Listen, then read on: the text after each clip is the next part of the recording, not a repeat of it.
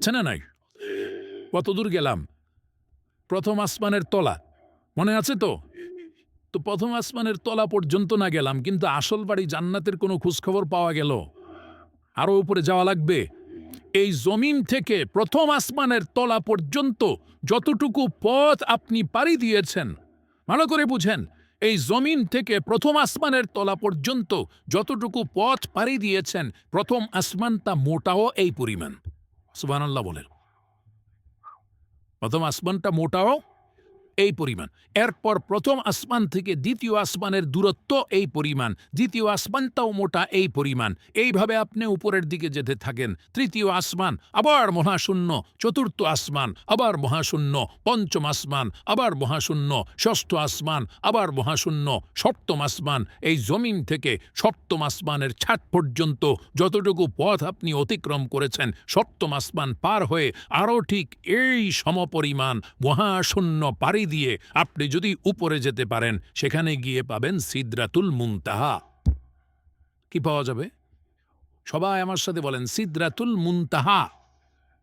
সিদরাতুল মুনতাহা, এই নামটা মনে রাখতে হবে, বাড়ির ঠিকানা তো সিদরাতুল মুনতাহা। এবার আল্লাহ রব্বুল আলামিন আমার আপনার আসল বাড়ি, আমার আপনার আব্বা আম্মার বাড়ি, আমাদের পৈতৃক সম্পত্তি জান্নাতের ঠিকানা বলে দিচ্ছেন।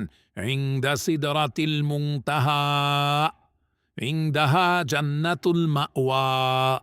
এই দুনিয়ার মুসলমান, শুনে রাখো, আমি তোমাদের জন্যে, আমার ইমানদার পরহেজগার বান্দাবান্দিদের জন্যে আমি যেই বিশাল জান্নাত তৈরি করেছি, এই জান্নাতটা আমি আল্লাহ সিদরাতুল মুনতাহার নিকটে তৈরি করে রেখেছি। কোথায়? সিদরাতুল মুনতাহা। বলেন, সবাই বলেন, সিদরাতুল মুনতাহা। বাড়ির ঠিকানা জানা লাগবে না, বাড়ির এলাকার নাম জানতে হবে। আমাদের বাড়ির এলাকার নাম কি? সিদরাতুল মুনতাহা। আল্লাহ রব্বুল আলামিন বলছেন, ওই সিদরাতুল মুনতাহার নিকটে আমি আল্লাহ জান্নাত নামের বাড়ি তৈরি করে রেখেছি। মোহতারাম হাজরিন, আমাদের দেশের কিছু নষ্ট ভ্রষ্ট নাস্তিক দাবিদার কিছু ছেলেরা, এরা এই মাঝে মধ্যে উল্টাপাল্টা কিছু বকাবকি করে কোরআন হাদিস ইসলাম ঈমান সম্পর্কে, আল্লাহ রসুল সম্পর্কে। এই ভ্রষ্ট নষ্ট ছেলেগুলো তারা বলে জান্নাত বলতে কিচ্ছু নাই। জান্নাত আছে না নাই? এখন ওরা জান্নাতকে অস্বীকার করে কেন? জিজ্ঞাসা করেন, বলবে যে আমাদের নাস্তিকদের একটা থিওরি আছে, যা চোখে দেখি না তা বিশ্বাস করি না। নাস্তিকরা যা চোখে দেখে না তা বিশ্বাস করে না, এটা ওদের দাবি।